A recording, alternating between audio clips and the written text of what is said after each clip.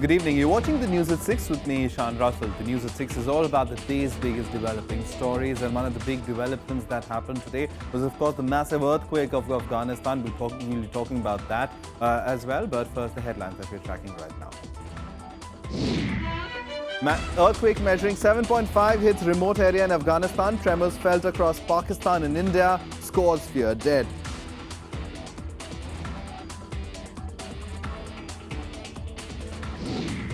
Underworld Don Chota Rajan arrested in Bali after being on the run for years. Rajan likely to be deported to India after Australian police's tip-off helped snab him.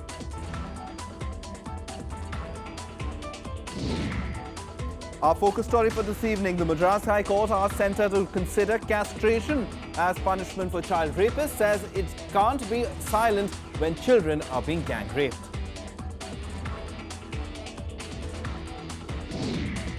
Stranded in Pakistan for 11 years, Geeta returns to India but doesn't recognize her family. Centre waits for her DNA test to decide the next move.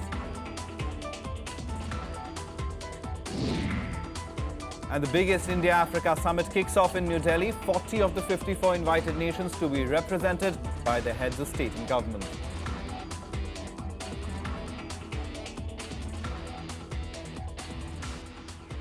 Our top story this evening, a strong earthquake measuring 7.5 on the Richter scale hit the far north of Afghanistan today afternoon. The strong earthquake was centered in the mountainous Hindu Kush region, 75 kilometers south of Faizabad. The earthquake occurred at a depth of over 200 kilometers and sent ripples across India and Pakistan. In Afghanistan, at least 12 school children were killed after a stampede broke out in their school following the quake. The students, all of them minor girls, were trying to rush out of the building when the stampede occurred. 35 other students were injured. The death toll in Pakistan has touched 52 and it is likely to go up. As per last reports, more than 100 people have been injured. Tremors were felt in major cities including Karachi, Lahore, Islamabad, Rawalpindi, Peshawar, Quetta, Kohat and Malakand. In India, the tremors were felt across several states including Jammu and Kashmir, Delhi, the national capital region, Punjab, Uttarakhand and Rajasthan. Trains across the Delhi metro came to a screeching halt as the tremors were felt, leaving thousands stranded. Even after the services resumed, it took several hours for operations to normalize. In Srinagar, residents were reminded of the devastating quake of 2005. People came out of homes and offices as fears of cracks developing in buildings gripped them. In Raisi, in Jammu and Kashmir, part of the over 500-year-old Bhimgarh fort collapsed.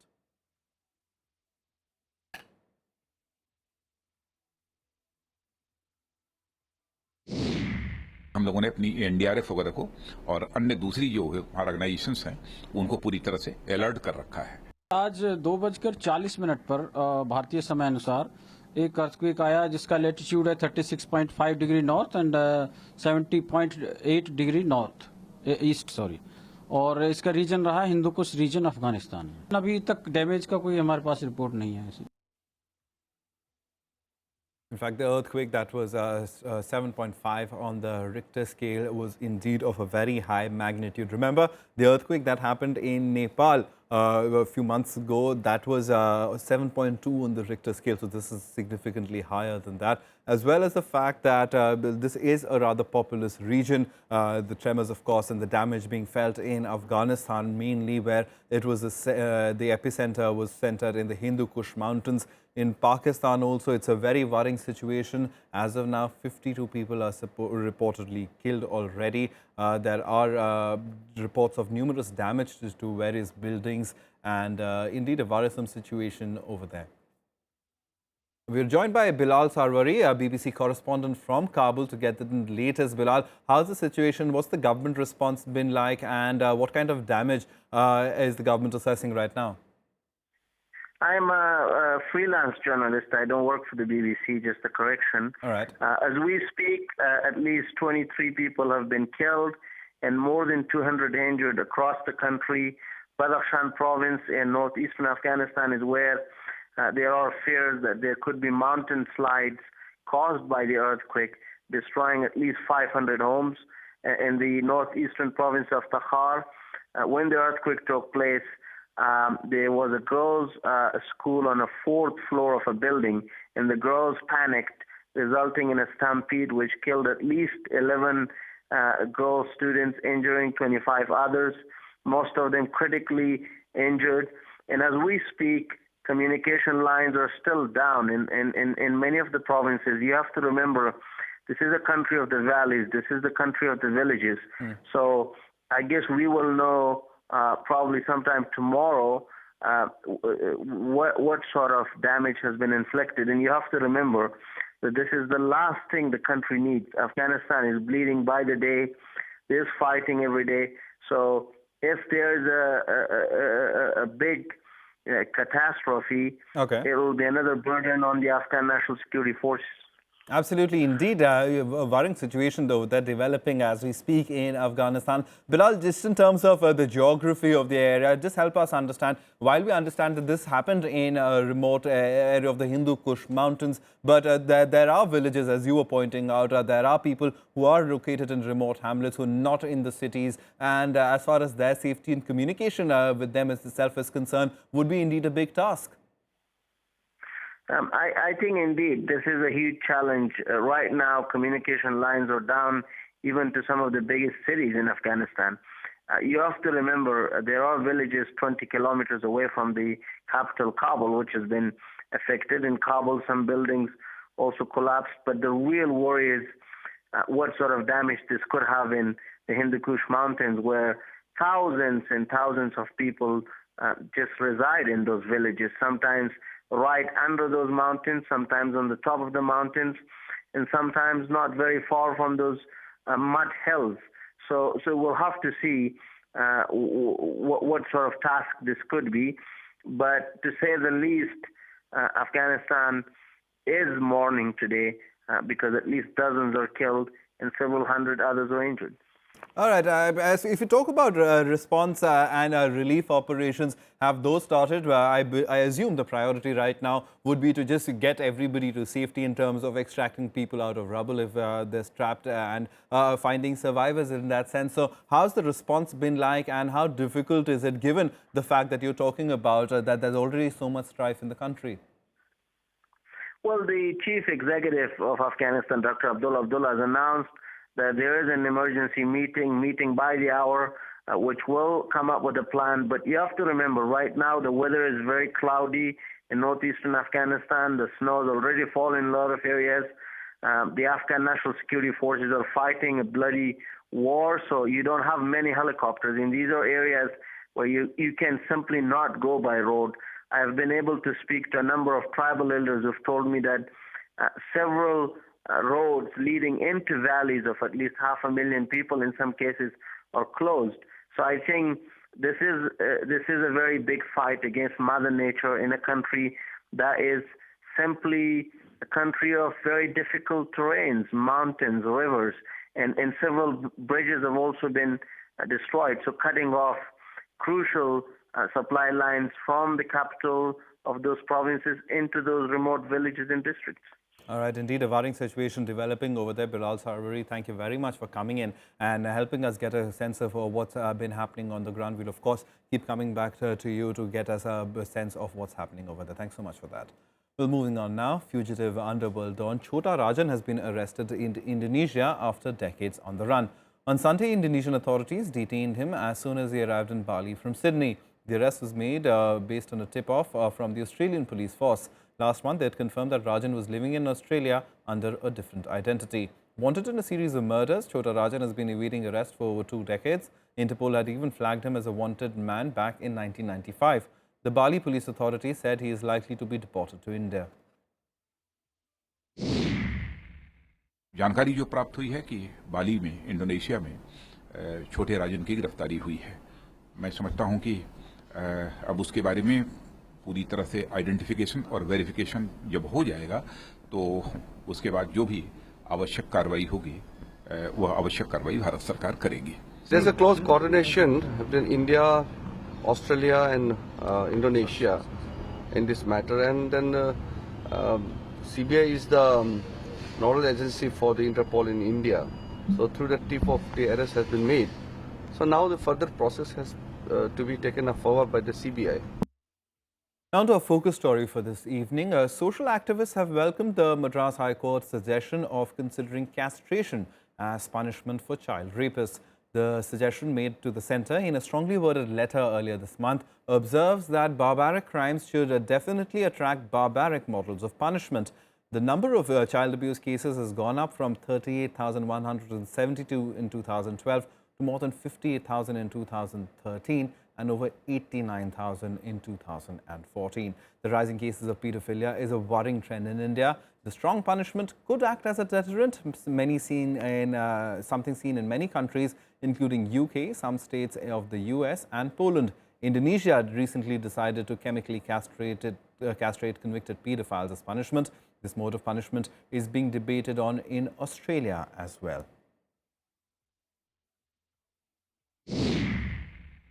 The conviction rate in child sexual offences is barely 2.4%, whereas the offences against children has increased by 400%. So when the rapists are going scot-free, the paedophiles are going scot-free, the Madras High Court judge has rightly suggested that there should be castration. Castration could be an option because the laws have proved weak to protect the children.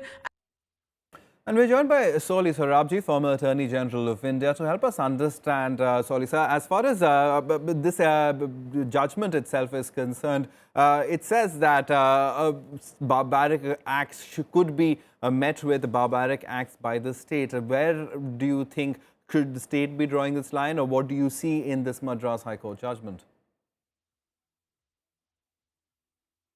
I think the state cannot come to the level of barbarism.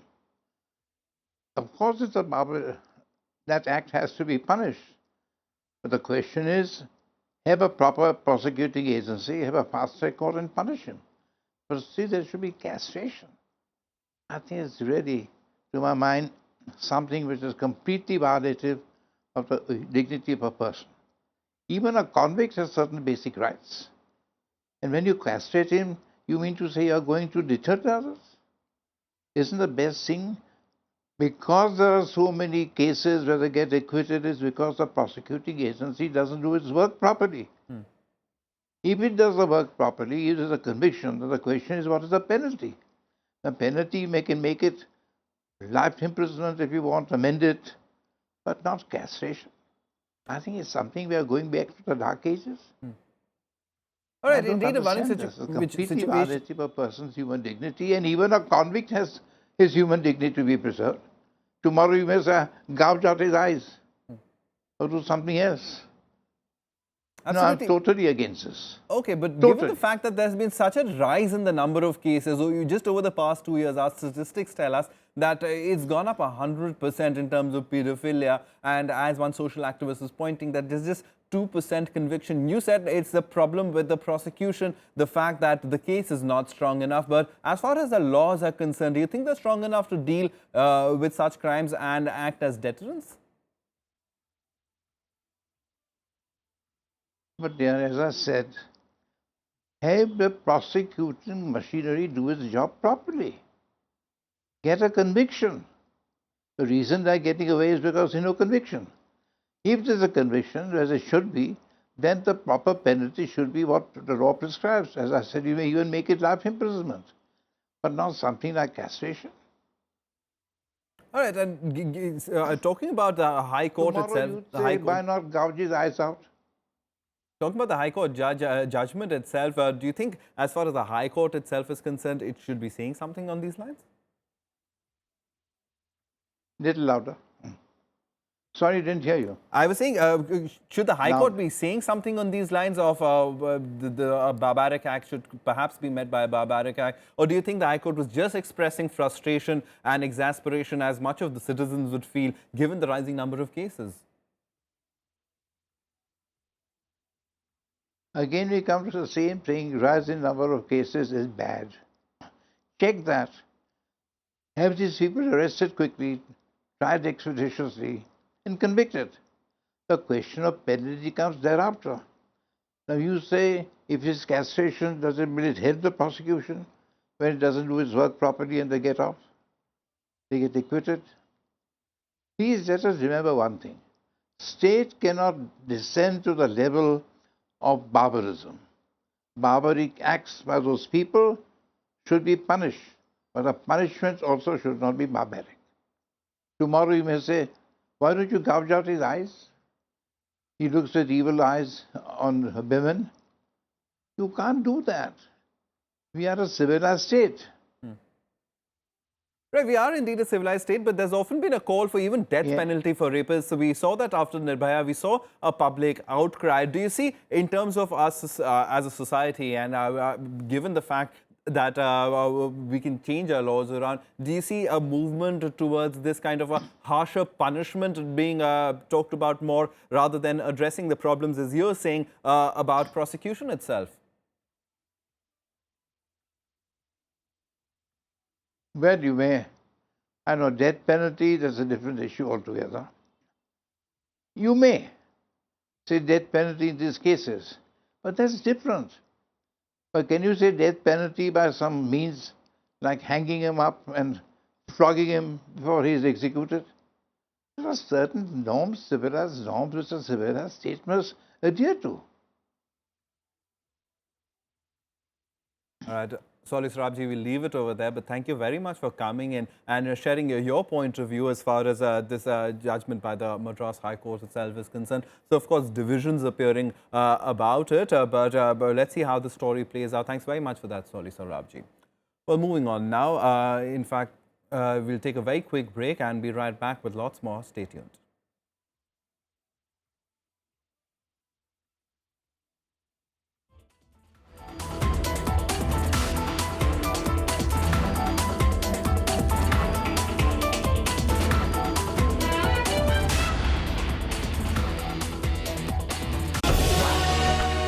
The biggest meet of the century. Leaders of 54 nations setting a common course for the future. Debating the mantra of scale, speed and skill. Watch Africa Demystified at the India-Africa Forum Summit 2015. October 23rd to 30th, daily 5 to 6 p.m. on Rajya Sabha television.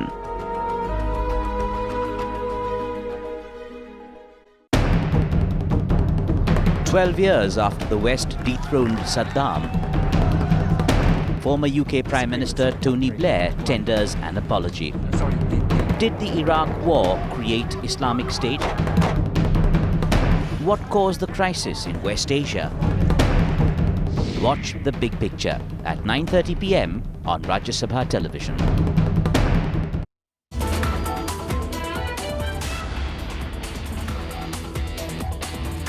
Welcome back. You're watching the news at 6. Now, the 23-year-old deaf and mute girl Geeta today returned to India after spending 15 years in Pakistan. Geeta, who had accidentally crossed over into the neighboring country as an 8-year-old, was brought back today. However, she failed to identify the Mahato couple who claims to be her parents. A DNA test will now be held to help trace her parents.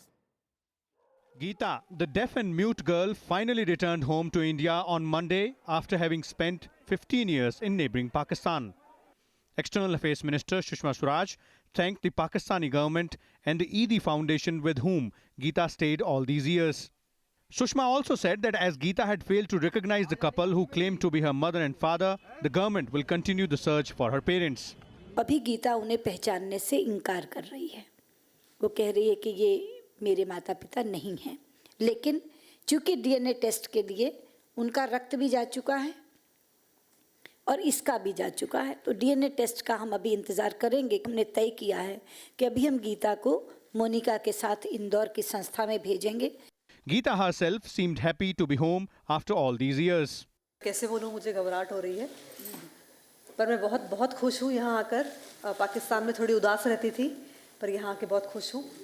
Bilkis Bano of the ED Foundation described the events leading to Geeta's return, saying she was happy to have been able to help Geeta.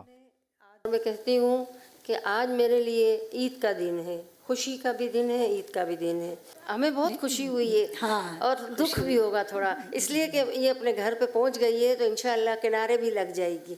Sushma Swaraj also said that the government will now try to bring back all those prisoners lodged in Pakistani jails whose mental condition is not stable. Vishal Dahiya, Rajya Sabha TV, Delhi.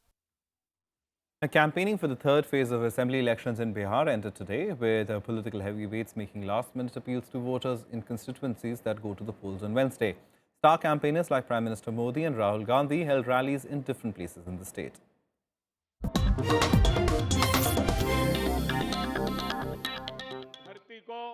A high-voltage campaign in Bihar on Monday, with Prime Minister Narendra Modi addressing rallies for the BJP in Buxar and Siwan, while the Congress had Rahul Gandhi in Motihari. भाइयों बहनों, मैं तो साफ देख रहा हूं, ये मिजाज, इसे कोई जनसभा कह सकता है क्या? कह सकता है क्या? इसको कोई रैली कह सकता है क्या?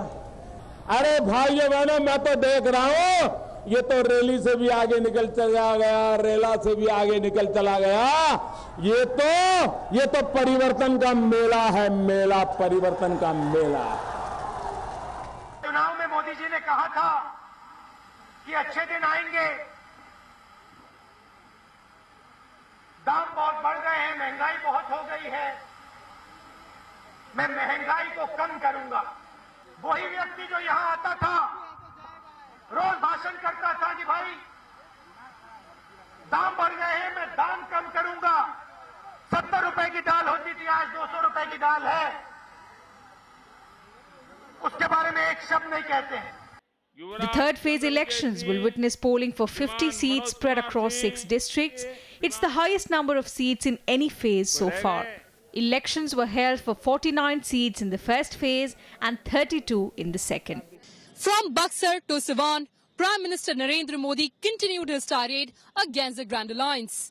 Ramping up his presence in the poll-bound state, Prime Minister promised new dawn for Bihar under NDA's regime while blasting Lalu Prasad's Jungle Raj and slamming Nitish Kumar's claims of secession. He mixed development talks with sarcasm against his rivals and kept the crowds in attendance roaring in approval. Reporting from Siwan, with camera person Saroj, I'm Kriti Mishra for Rajya Sabha Television. The third India-Africa summit begins in New Delhi today. The first day will see senior officials meeting their African counterparts from 54 countries. Africa has a special significance for India as the world's second-largest continent after Asia. It's not only home to 1 billion people, but has abundant natural resources as well. For the next 4 days, the Indira Gandhi Stadium complex in New Delhi will be hosting the biggest ever Indo-Africa summit. It assumes significance considering the historic linkages between the two sides. Day 1 is being devoted to interactions between various foreign secretaries, deliberating the impediments to the India-Africa cooperation. Efforts like these obviously take a long time. We've been at it for 6 months now. This is a national effort. It is not a departmental effort. It is not a sectional effort, but it is an effort that India is rolling out the red carpet and is putting its best foot forward to engage with all of Africa. India is a major investor in Africa, and Indian investments close to $30 billion have contributed immensely to job creation in the continent. But India still finds itself falling behind China, owing to several shortcomings in implementation of projects. Prime Minister Narendra Modi will be holding several one-on-one meetings with heads of states seeking to challenge China's dominance and boosting trade ties. We must strengthen our relationship strongly with Africa. I don't think we should see it as a competition with China, as some people unwisely are projecting it. It is not. But on the other hand, I think the Africans appreciate what we have to offer. The industry feels Prime Minister Modi has brought in dynamism in India's foreign policy. But shortcomings in follow-up indicates the bureaucracy needs to step up in implementation. Implementations of the lines of credit projects, there was a lot of delay. But with the creation of the DPA, that is Development Partnership Administration within the MEA, the LOC implementation has improved. Yes, if the Prime Minister has lots of ideas, the bureaucracy has to catch up and increase their speed in the implementation. India and Africa have huge overlaps, both in terms of resources and needs. They share a colonial past, cultural linkages, and the vision for a prosperous future, all of which could make them natural friends and partners. Bureau Report, Rajya Sabha TV. Well, that's it from us. Goodbye.